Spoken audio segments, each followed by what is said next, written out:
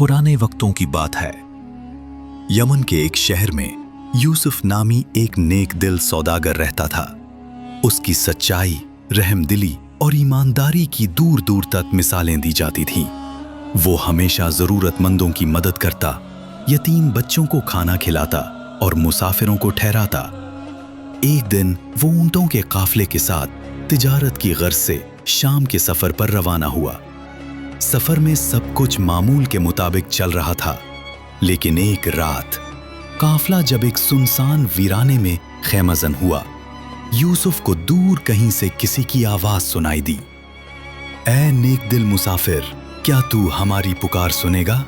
यूसुफ ने चूक कर इधर उधर देखा, मगर कुछ नजर न आया। ये कैसी आवाज थी? उसने खुद से सवाल किया। अगले दिन काफले ने दोबारा सफर शुरू किया, मगर रात को फिर वही आवाज आई।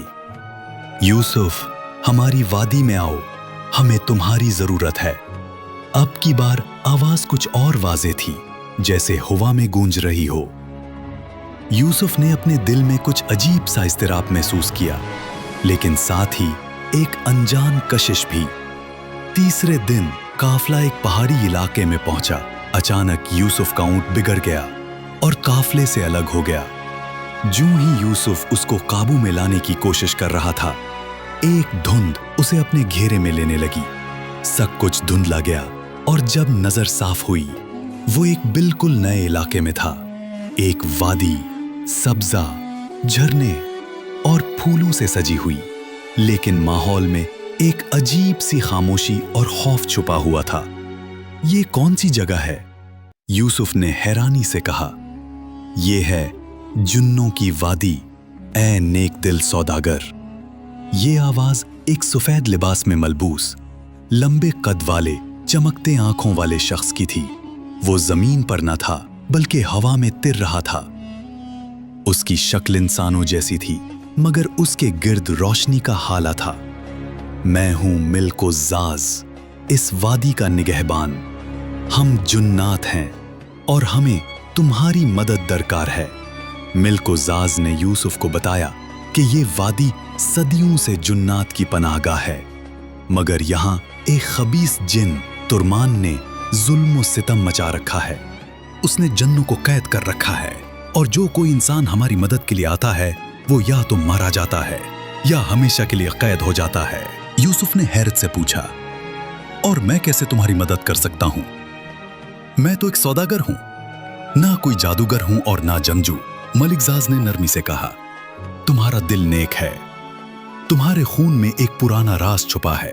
तुम वो आखिरी नस्ल से हो जिनके जद ने जुन्नों के बादशाह को बचाया था।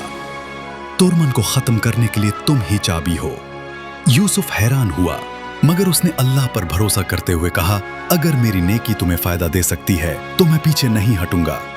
यूसुफ को एक जादुई तलवार दी गई, जो सिर्फ वही चला सकता था जिसका दिल नापाक ना हो, जिनमें एक नेक जन्या नीला भी शामिल थी।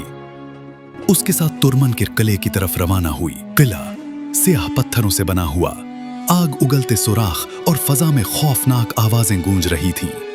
जैसे ही वो किले में दाखिल हुए, अंधेरे ने सबको अपनी लपेट में ले लिया। याद रखो, तुरमन सिर्फ खौफ से ताकत हासिल करता है, नीला ने कहा। यूसुफ ने तिलावत शुरू कर दी, आऊज़ु बिल्लाहि मिनश शैतानिर रजीम। जैसे ही ये आयत अदा हुई, एक जोरदार चीख सुनाई दी और तुरमन अपनी स्याह शक्ल में नमूदार हुआ। आंखों में आग, जिस्म पर सांपों जैसे निशान और आवाज जैसे गर्जदार तूफान। तुरमन ने हमला किया, जमीन हिलने लगी, मगर यूसुफ ने डट कर मुकाबला किया। हर वार पर वो तिलावत करता और तुरमन की ताकत कम होती जाती। तू मुझसे लड़ने आया है, एक मामूली इंसान? तुरमन ने गर्ज कर कहा। यूसुफ ने तलवार बुलंद की, मैं अकेला नहीं, मेरे साथ अल्लाह की मदद है। एक जोरदार रोशनी हुई और यूसुफ ने तलवार तुरमन के दिल में घोंप दी। एक जोरदार धमाका हुआ और तुरमन की रूह चीखते हुए भाप बनकर खत्म हो गई। जन्नों की वादी पर छाए अंधेरे छट गए। कैद जन्नात आजाद हुए, दरख्तों पर फूल खुलने लगे और फजा में खुशबू फैल गई। मुल्कजाज ने कहा, यूसुफ, तुमने न सिर्फ हमें निजात दी, बल्कि सदियों पुराना वादा भी निभाया। हम तुम्हारे शुक्रगुजार हैं। तुम्हें जो भी दौलत, इल्म या ताकत चाहिए मांगो। मगर यूसुफ ने मुस्कुरा कर कहा, मुझे सिर्फ इतना चाहिए कि मैं अपने काफले में वापस चला जाऊं और अल्लाह की रज़ा पाऊं। जब यूसुफ बेदार हुआ तो खुद को काफले के साथ पाया। सब उसे तलाश कर रहे थे। वो कुछ बदला हुआ महसूस कर रहा था, जैसे उसकी रूह को जला मिली हो।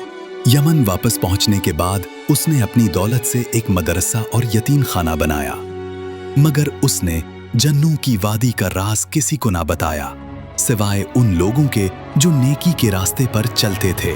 कहते हैं आज भी जब कोई नेक दिल सच्चा इंसान किसी परेशानी में होता है तो जन्नों की वादी से एक मध्यम सी आवाज आती है, ऐ नेक दिल इंसान, हम तुम्हारी मदद को हाजिर हैं। पसंद आई कहानी?